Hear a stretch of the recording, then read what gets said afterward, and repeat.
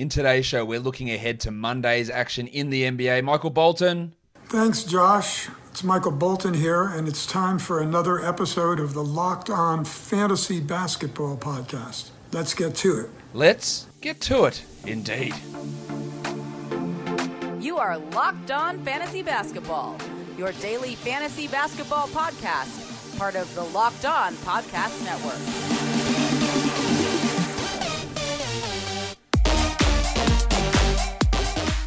Hello and welcome to the Locked On Fantasy Basketball Podcast, brought to you by Basketball Monster. My name is Josh Lloyd and I am the lead fantasy analyst at basketballmonster.com and at Yahoo Sports Australia. And you can find me on Twitter, as always, at redrock_bball and on Instagram at Locked On Fantasy Basketball. We're looking ahead to Monday's action across the league. Let's talk about that right now. The first game up is the Pacers and the Wizards. O'Shea Brissett, who just apparently gets 40 minutes a night now. In blowouts, they leave him in. They play in big minutes even when Sabonis is out there. We still don't know how it's all going to work when everyone's there. Now, we're not expecting Miles Turner back, but last game there was no Goga, there was no Jeremy Lamb, there was no Malcolm Brogdon, and they still won by about 60 points against the Thunder. But Brissett is putting up huge numbers, so let's see what his role looks like in this one. And then Dougie McDermott was really hot against the Thunder, scored well. He's going to have a solid enough role. Now, he did move into that starting lineup with Brogdon out. Whether he stays there or moves back to the bench remains to be seen, but as an option at least for points and threes, McDermott can be someone there for you. I don't know what to make of Scott Brooks. Of course, we know that I don't know what to make of Scott Brooks, and I don't know what to make of his center rotations, but Dan Gafford's played 20 plus the last two games. Does that continue? It absolutely bloody should, but whether it does remains to be seen, so let's watch that one. And then Hal Neto, who's going to continue to start, but some nights he'll play 30, some he'll play 22. He looks like he's back into the high 20s, little stretch of play here, and that gives him at least some streaming value for some assists, maybe some scoring, and maybe some steals as well. All right, let's go on to the next one. We're looking at the Magic and the Pistons. Mo Bamba playing really well. 1, 2, 3, 4, 5. While playing really well, at least from a fantasy point of view, he is getting 20 plus minutes a night, and that's all he needs to be a 12-team league guy. We are seeing that from him, and I'm super impressed with Cole Anthony. He is a must-roster player across all formats, Cole. I think he probably is their starting point guard next year as Markelle Fultz returns from an ACL. I think they can play together, to be honest, but Anthony is going to be, I would guess, a top 100 draft pick next season, and he's putting together some really good numbers at the moment. Shooting the ball well, passing well, really developing into a starting caliber NBA point guard. For the Pistons, Killian Hayes, he isn't on the injury report, so it looks like they're going to play him. Now, whether they play him on the second half of that back-to-back on Tuesday remains to be seen, but no Corey Joseph, no Wayne Ellington, no Mason Plumlee. These blokes, they're so bloody tired.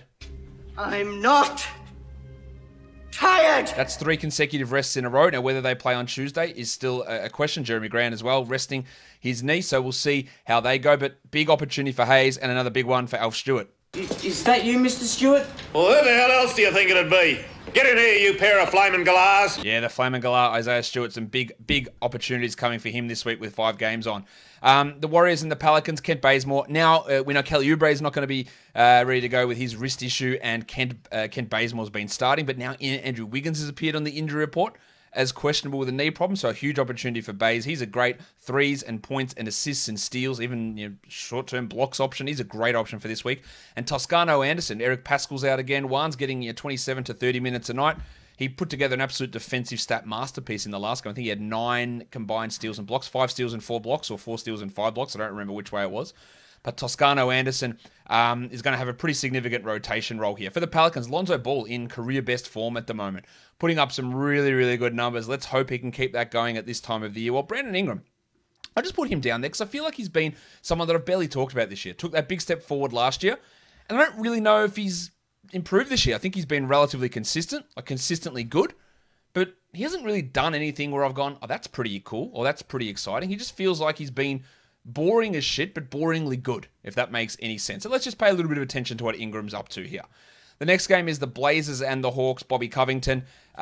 We know there's inconsistency struggles with him. Let's just see how he looks, really. And then CJ McCollum hasn't been quite at his best, a little bit down at the moment, which I don't think you should be too surprised. Some of his early season form was almost going to be impossible for him to continue.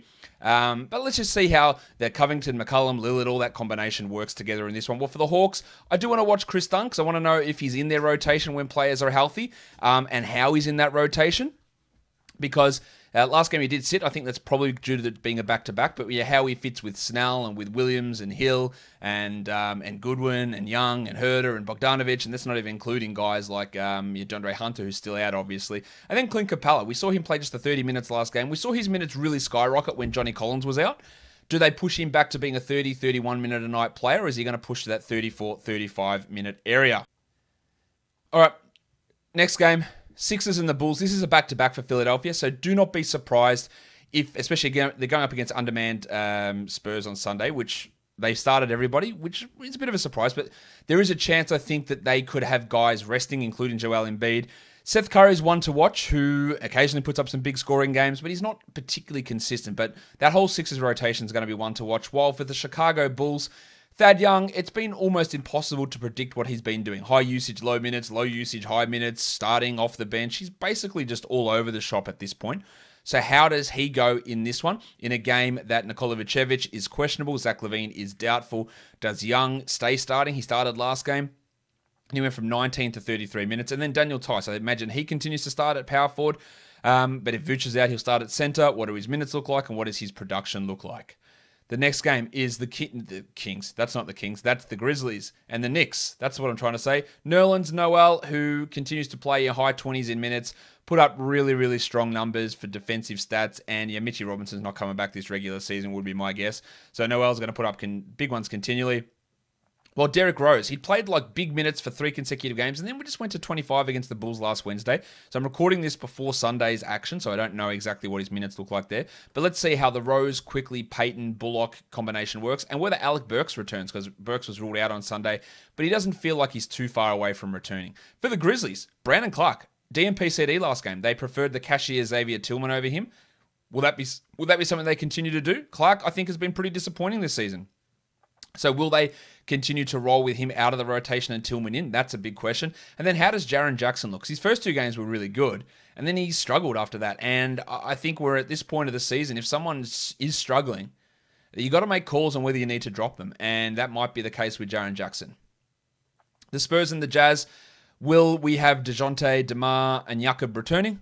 I don't know, but if Pirtle is out, Drew Eubanks is going to be an excellent guy to watch. He started the game on Sunday, so let's see how he goes. And I'm always interested in Devin Vassell. I think there's a massive chance that Vassell is a full-time starter next year, and maybe even a full-time, top 100, top 120 fantasy guy next year.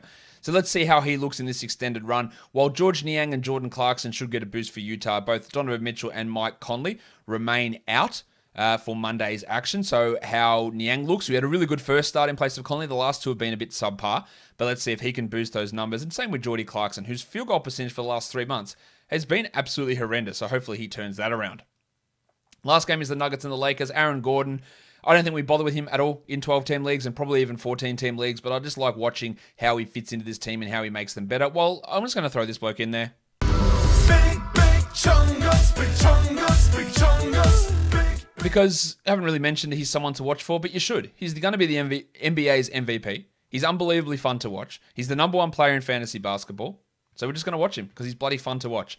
For the Lakers, Andre Drummond, how much do they play him? It is a back-to-back. So what does that mean for Anthony Davis and his minutes? But Drummond was seen his minutes start to slide.